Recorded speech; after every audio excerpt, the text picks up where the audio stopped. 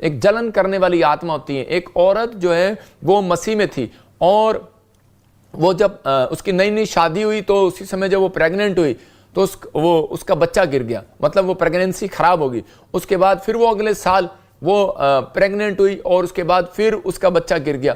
तो उसी समय वो औरत जो है वो कहने लगी, आकर प्रार्थना करवाने लगी कि प्रॉफिट जी मेरा बच्चा जो है वो बार बार गिर क्यों रहा है, बार बार प्रॉब्लम क्यों आ रही है। तो उसी समय परमेश्वर के आत्मा ने मुझे गाइड किया और मैंने प्रार्थना किया तो परमेश्वर के आत्मा ने मुझे कहा तेरे घर में कौन कौन है। और उसी समय उसने कहा कि मेरी एक भाभी है। पवित्र आत्मा ने मुझे कहा उसके पास बच्चा नहीं है। उसने कहा हाँ बच्चा नहीं है। तो उसी समय कह रहे कि जब तू प्रेग्नेंट हुई तो उसी समय उसके अंदर एक जलन वाला आत्मा काम करने लगा। आज आपके एक बच्चे जब बाहर जाते हैं और उसी समय आपके रिश्तेदार का बच्चा बाहर नहीं जाता, ईमानदारी से बताना कि उसी समय दिल में कुछ कुछ होता है कि नहीं। तो इसका मतलब यह है कि वो जलन वाला आत्मा, और उसी समय कि हाय इसका काम हो गया मेरा नहीं हुआ, हाय ये इतना बढ़ गया मैं नहीं बढ़ा, हाय इसका ये हो गया, इसका बिजनेस चल गया मेरा नहीं हुआ, इसके घर में कार आ गई। एक मिनट के लिए मसीह हो चाहे अन्य जाति हो चाहे कोई इंसान हो, उसके अंदर से हाय जरूर निकलती है, उसके अंदर से ये बात जरूर निकलती है कि हाय मेरा काम क्यों नहीं बना। ये औरत के अंदर से ये निकलता था कि मेरी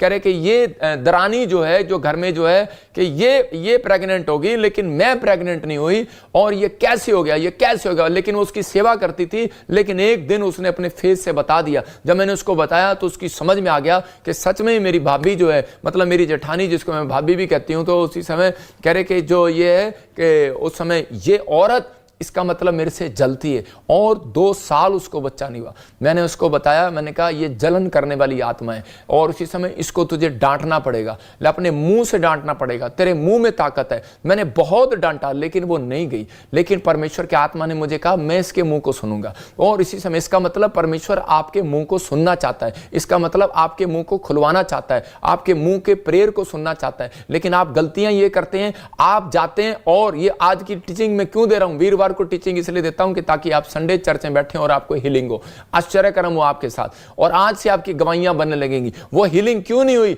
उस औरत की, क्यों नहीं उसने इतनी प्रार्थना कराई, क्यों नहीं चमत्कार हुआ उसके साथ, मतलब चाहे मैंने की हो चाहे किसी ने प्रार्थना की हो, क्यों नहीं हुआ? क्योंकि परमेश्वर के आत्मा ने हमेशा इजराइल के अंदर जब कह रहा कि याजकों के पास कह रहा काम नहीं बनते थे तो प्रॉफिट रखे जाते थे। अलीशा के पास नामान गया आशीष लेने के लिए और चंगाई लेने के लिए। और उसी समय जब वो औरत आई तो मैंने उसको बताया कि मैं आज तेरे लिए प्रार्थना नहीं करूंगा, मैंने तुझे सिर्फ बता दिया, पवित्र आत्मा ने मुझे कहा तू फास्टिंग करेगी, तू 3 बार मुंह से डेली शैतान को डांटेगी और ये कहेगी जलन करने वाली आत्मा निकल जा, चाहे वो मेरी भाभी से, चाहे वो मेरे रिश्तेदारों से, चाहे वो मेरे पड़ोस से, चाहे वो आ रही हो। लेकिन वो कहने लगी मुझे बुरा लगेगा, मेरी भाभी को बुरा लगेगा, वो भी मसीह में है, और वो जलन करने वाली आत्मा को अगर मैं डांटूंगी तो उसी समय परमेश्वर भी मुझे माफ करे कि भाई मैं तो अपनी जेठानी तो मेरी मसीह में है, वो तो मेरे साथ चर्च जाती है, और उसी समय मैं उसके बारे में कहूंगी तो उसी समय वो किसको कितना बुरा लगेगा। मैंने कहा जो पवित्र आत्मा मुझे बोल रहा है उसको सुन ले, नहीं तो तुझे बच्चा नहीं होगा कभी। और उसी समय वो कहने लगी मैं कैसे करूं